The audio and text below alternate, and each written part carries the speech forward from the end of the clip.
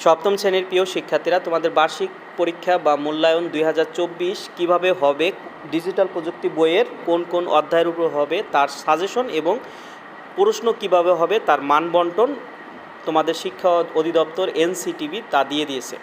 আজকের এই ভিডিওতে আমি তোমাদের সেই সাজেশনটা এবং প্রশ্নের মানবন্টন এবং একটি নমুনা প্রশ্ন তোমাদের দেখাই দেবো, আর মানে কীভাবে প্রশ্নটা হবে।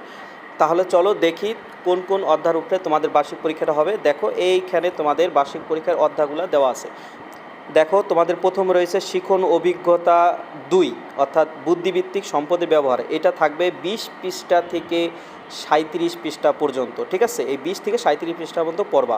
তারপরে দেখো শিখন অভিজ্ঞতা 5 পড়বা, আমি যদি হই রোবট। এটা পড়বা 61 থেকে 84 পৃষ্ঠা পর্যন্ত। তারপর দেখো শিখন অভিজ্ঞতা 7, গ্রাহক সেবায় ডিজিটাল প্রযুক্তির ব্যবহার। এটা পড়বা 97 পৃষ্ঠা থেকে 112 পৃষ্ঠা পর্যন্ত, ঠিক আছে? এবং শিখন অভিজ্ঞতা 8, যোগাযোগের নিয়ম মানি। এটা পড়বে 113 থেকে 128 পৃষ্ঠা পর্যন্ত। অর্থাৎ এইখানে যেই পৃষ্ঠাগুলো দেওয়া আছে, শুধু এই পৃষ্ঠার মধ্যেই যেই অভিজ্ঞতাগুলো আছে বা সেশনগুলো আছে ওইগুলো তোমরা পড়বা, ঠিক আছে? এই গেল তোমাদের অধ্যায়, 4টি অধ্যায় তোমাদের পড়তে হবে। এরপরে দেখো তোমাদের শিখন মূল্যায়ন 30% আর 70%। আসলে তোমরা 70% আর 30% নিয়ে টেনশন করবে না। এই 30%টা হচ্ছে শিখনকালীন মূল্যায়ন, যেটা তোমাদের ক্লাসে তোমাদের স্যারেরা বিভিন্ন কাজকর্মের উপরে দিবে, যেমন তোমাদের ব্যবহারিক কাজ, তারপরে শ্রেণীর কাজ, তারপরে অনুসন্ধানমূলক বা এই যে অ্যাসাইনমেন্ট আছে না, এইগুলোর উপরে দিবে। আর 70% হচ্ছে তোমাদের বার্ষিক পরীক্ষায় কাউন্ট হবে। আর তোমরা এই 70% নিয়ে চিন্তা করবে না, 100% এটা স্যারেরা বের করে তোমাদের বুঝাই দিবে ক্লাসে।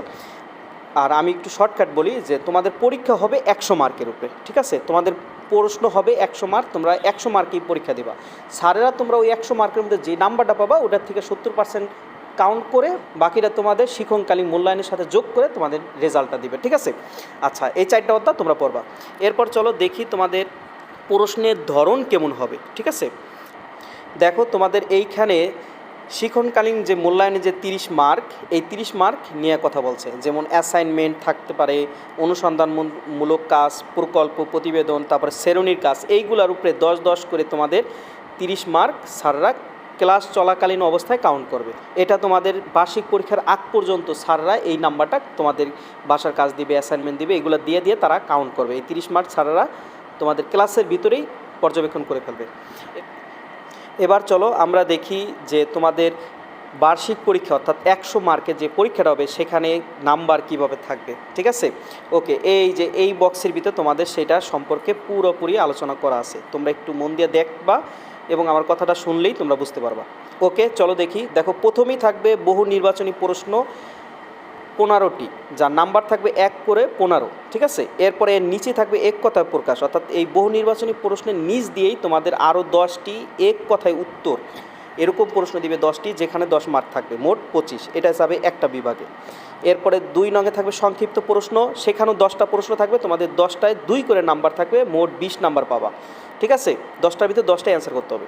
এরপর দেখো রচনামূলক প্রশ্ন দৃশ্যপটবিহীন, অর্থাৎ তোমার সরাসরি 5টি প্রশ্ন থাকবে, সেখান থেকে তোমরা 3টা অ্যান্সার করবা, প্রত্যেকটা তোমরা 5 করে পাবা, মোট 15 পাবা, ঠিক আছে? এখানে কোনো মানে উদ্দীপক দেবে না, কোনো উদ্দীপক থাকবে না, ঠিক আছে? এখানে কোনো উদ্দীপক থাকবে না। এরপরে 4 নঙে থাকবে দেখো রচনামূলক প্রশ্ন দৃশ্যপট নির্ভর, অর্থাৎ দৃশ্যপট থাকবে, অর্থাৎ উদ্দীপক থাকবে, ঠিক আছে? তোমরা আগের সৃজনশীল প্রশ্নগুলো যদি দেখো তাহলে বুঝতে পারবা। এছাড়াও নিচে আমি একটা তোমাদের নমুনা প্রশ্ন দেখাবো, সেখানেও বুঝতে পারবা। এরকম উদ্দীপক থাকবে, উদ্দীপকের নিচে 2টা অথবা 3টা প্রশ্ন থাকবে, সেই প্রশ্নগুলো তোমরা অ্যান্সার করবা। এরকম তোমাদের 60টি প্রশ্ন থাকবে, তোমরা অ্যান্সার করবা 5টির। নাম্বার থাকবে 8 করে, 5 আর 40, এই মোট 100 মার্ক, যা পরীক্ষাটি হবে 3 ঘন্টার। তোমরা এই 3 ঘন্টার মধ্যে এই 100 মার্কের পরীক্ষাটা দেবা।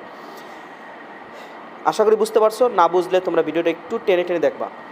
এরপরে আমরা একটা নমুনা প্রশ্ন দেখব, ঠিক আছে? চলো দেখো এইখান থেকে তোমাদের নমুনা প্রশ্ন শুরু হয়েছে। দেখো প্রথমে আছে ক বিভাগ নৈর্ব্যক্তিক প্রশ্ন, অর্থাৎ বহু নির্বাচনী প্রশ্ন, তোমরা যেটাকে আগে টিক চিহ্ন বলতা, ঠিক আছে? দেখো একটা প্রশ্ন থাকবে, তারপরে 4টা অপশন থাকবে, এর মধ্যে যে কোনো একটা সঠিক আর 3টা ভুল।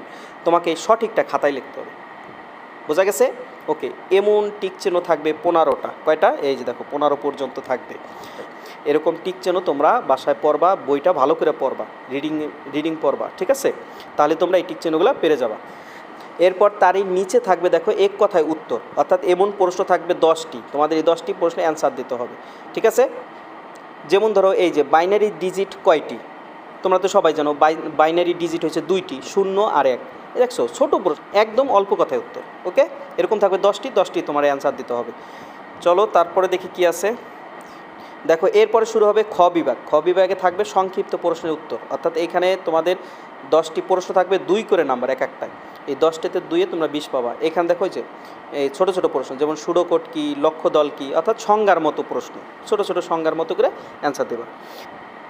এরপর তোমাদের থাকবে গ বিভাগ, অর্থাৎ দৃশ্যপটবিহীন রচনামূলক প্রশ্ন, অর্থাৎ কোনো দৃশ্যপট থাকবে না, বলছিলাম না, সরাসরি প্রশ্ন 3টা। কয়টা? 3টা প্রশ্ন তোমাদের অ্যান্সার দিতে হবে। তবে এখানে 5টি থাকবে, 5টির মধ্যে যে কোনো 3টা দেবার। বুঝতে পারছো বিষয়টা? এরকম এক একটায় 5 করে 3 5 15।